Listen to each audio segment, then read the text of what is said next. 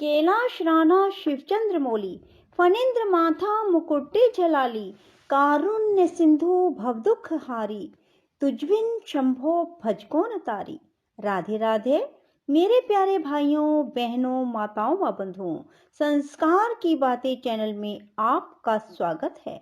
बंधुओं, आज मैं आपके लिए लाई हूँ माघ मास महात्म की कथा का चौथा अध्याय।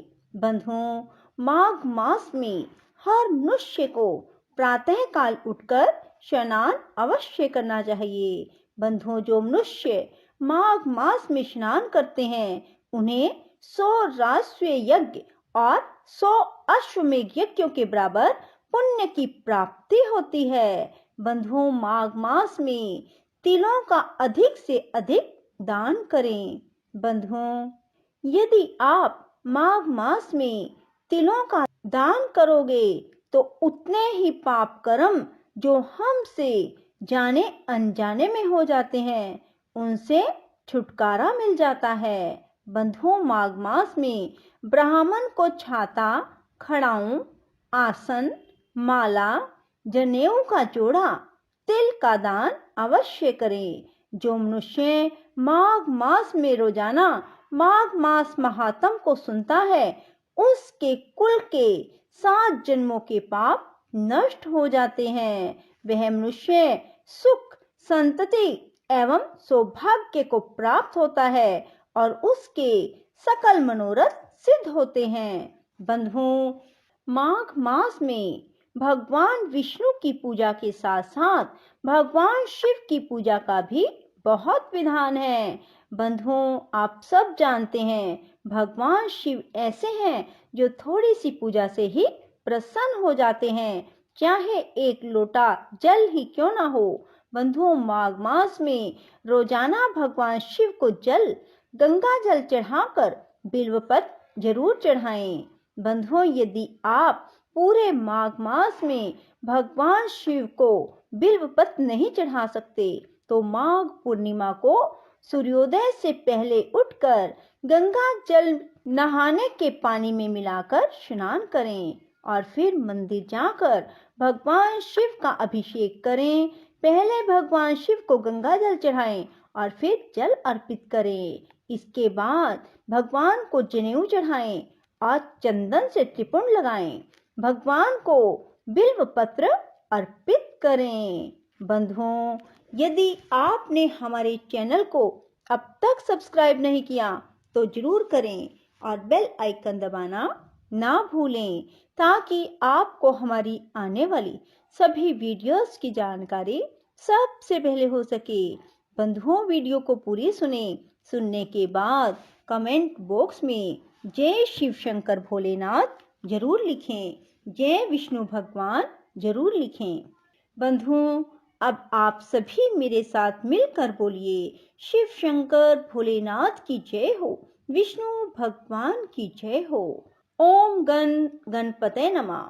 बंधुओं, अब मैं आपको सुनाने जा रही हूँ माघ मास महात्म की कथा का चौथा अध्याय। सभी एकाग्रचित्त होकर सुनिए, अपने मन को भगवान की ओर लगा लें।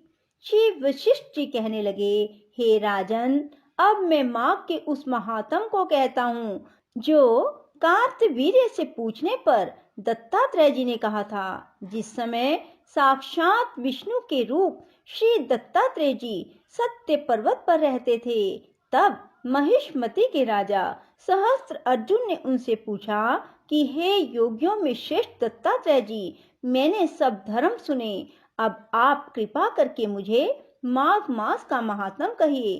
तब दत्तात्रेय जी बोले, जो नारद जी से ब्रह्मा जी ने कहा था वही माघ मास महात्म मैं तुमसे कहता हूँ। इस कर्म भूमि भारत में जन्म लेकर जिसने माघ स्नान नहीं किया उसका जन्म निष्फल गया। भगवान की प्रसन्नता, पापों के नाश और स्वर्ग की प्राप्ति के लिए माघ स्नान अवश्य करना चाहिए। यदि यह पुष्ट शुद्ध शरीर माघ स्नान के बिना रह जाए तो इसकी रक्षा करने से क्या लाभ। जल में बुलबुले के समान, मक्खी जैसे तुच्छ जंतु के समान यह शरीर माघ स्नान के बिना मरण समान है। विष्णु भगवान की पूजा ना करने वाला ब्राह्मण बिना दक्षिणा के श्राद्ध, ब्राह्मण रहित क्षेत्र, आचार रहित कुल, ये सब नाश के बराबर हैं। गर्व से धन का, क्रोध से तप का, गुरुजनों की सेवा ना करने से स्त्री तथा ब्रह्मचारी, बिना जल अग्नि के हवन और बिना साक्षी के मुक्त का नाश हो जाता है। जीविका के लिए कहने वाली कथा, अपने ही लिए बनाए हुए भोजन की क्रिया, शूद्र से भिक्षा लेकर किया हुआ यज्ञ, कंजूस का धन, यह सब नाश के कारण है। बिना अभ्यास और आलस्य वाली विद्या, असत्यवाणी, विरोध करने वाला राजा, जीविका के लिए तीर्थ यात्रा, जीविका के लिए व्रत, संदेह युक्त मंत्र का जप, व्यग्रचित होकर जप करना, वेद ना जानने वाले को दान देना, संसार में नास्तिक मत ग्रहण करना, श्रद्धा बिना धार्मिक क्रिया, यह सब व्यर्थ हैं। उसी तरह माघ स्नान के बिना मनुष्य का जीना व्यर्थ है। ब्रह्मघाती, सोना चुराने वाला, मदिरा पीने वाला, गुरु पत्नी गामी और इन चारों की संगति करने वाला माघ स्नान से पवित्र होता है। जल कहता है कि सूर्योदय से पहले जो मुझसे स्नान करता है, मैं उसके बड़े से बड़े पापों को नष्ट करता हूँ।